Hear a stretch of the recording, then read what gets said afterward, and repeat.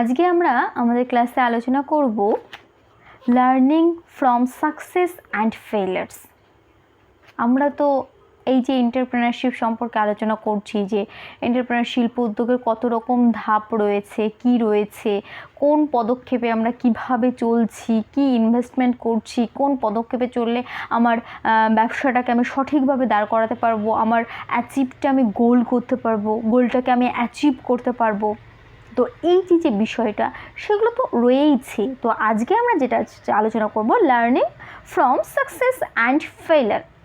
এই যে আমাদের প্রত্যেকের লাইফে ফেইলার থেকে কিছু শিখতে পারি। আমরা প্রত্যেকেই জানি, আমরা অনেকেই ভাবি যে অনেক সময় আমাদের এখানে দুটো মাইন্ডসেট কিন্তু কাজ করে, একটা গ্রোথ মাইন্ডসেট আর একটা ফিক্সড মাইন্ডসেট।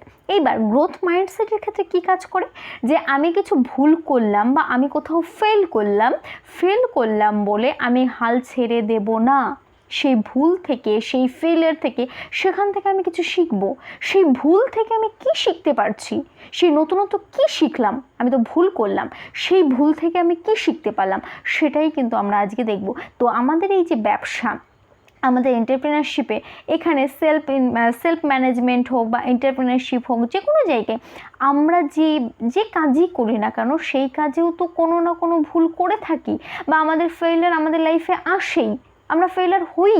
তো সেখান থেকে আমি কি শিখলাম? সব সময় যে আমি সাকসেসফুল হব সেটা তো নয়।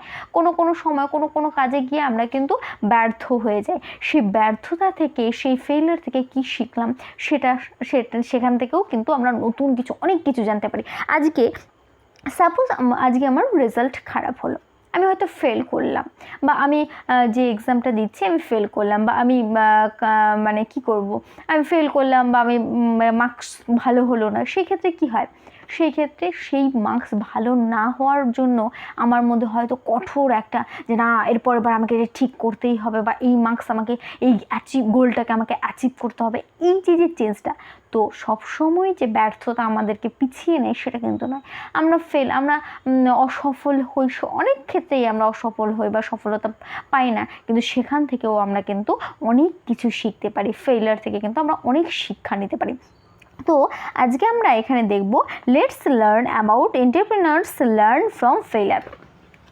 একজন এন্টারপ্রেনার কিভাবে ফেইলার থেকে শিখবে।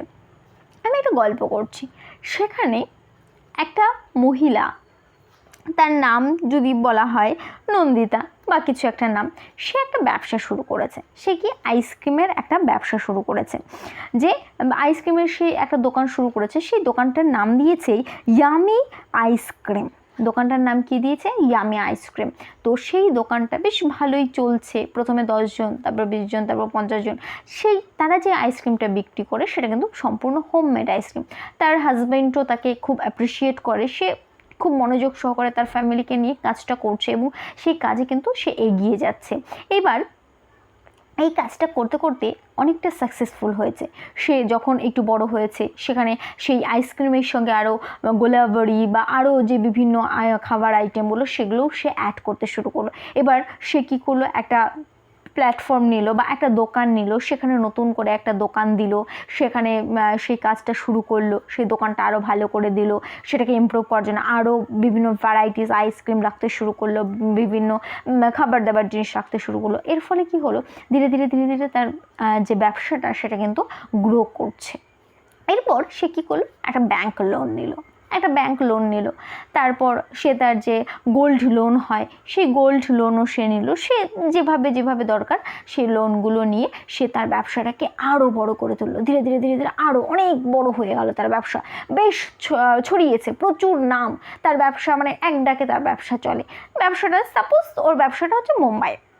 এইবার হঠাৎ করে যখন তার ব্যবসা প্রচুর প্রভাবিত হয়েছে, সব লোক প্রায় জানে, সেই টাইমে তার ব্যবসাটা সিল হয়ে গেল।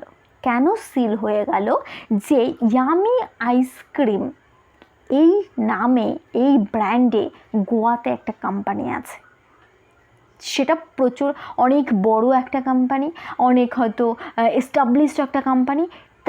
তারা ক্লেম করলো যে আমাদের প্রোডাক্টকে, আমাদের নামকে নকল করে এই বিজনেস করছে। তারা কিন্তু এই নন্দিতার এগেনস্টে কেস ফাইল করলো। যখন কেস ফাইল করলো, এর ফলে কি সমস্যা হলো, নন্দিতার দোকানটা কিন্তু সিলড হয়ে গেল। এবার নন্দিতার দোকান যখন সিলড হয়ে গেল, তার এই যে হিউজ পরিমাণ লোন, পার্সোনাল লোন হোক বা গোল্ড লোন হোক, এই যে এই হিউজ পরিমাণ লোনের সঙ্গে সঙ্গে সে কিন্তু তার দোকানটাকে বন্ধ করতে হলো। তার লাইফে কিন্তু একটা বিশাল একটা ঝড় চলে গেল, তার এক কথায় মানে দুর্ভোগ শুরু হয়ে গেল, দুর্দশা শুরু হয়ে গেল। তো এই যে চেঞ্জটা এখন কি করবে, তাহলে তাকে এই যে নতুন করে তার ব্যবসাটাকে পুরোটা সিল করতে হলো। তাকে কি করতে হলো, তার যা লোন ফোন ছিল সেটাকে কিন্তু তার ফ্যামিলি সহ একটা খুব বাজে একটা সময় নিয়ে সাফার করতে শুরু করলো। নেক্সট টাইম তারা কি করলো, ছোট একটা ব্যবসা শুরু করলো, নতুন করে একটা ব্যবসা শুরু করলো। সেখানে তারা কি করলো, নতুন একটা নাম দিল।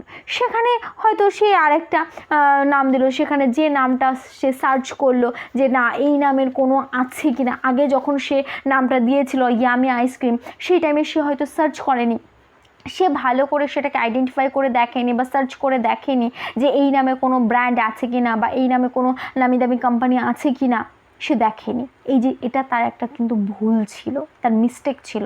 কিন্তু বর্তমানে সে যখন নতুন করে আবার তার ব্যবসাটাকে শুরু করছে, সে কিন্তু ভালো করে সার্চ করে ভেবে চিনতে তারপরে একটা নাম সিলেক্ট করো।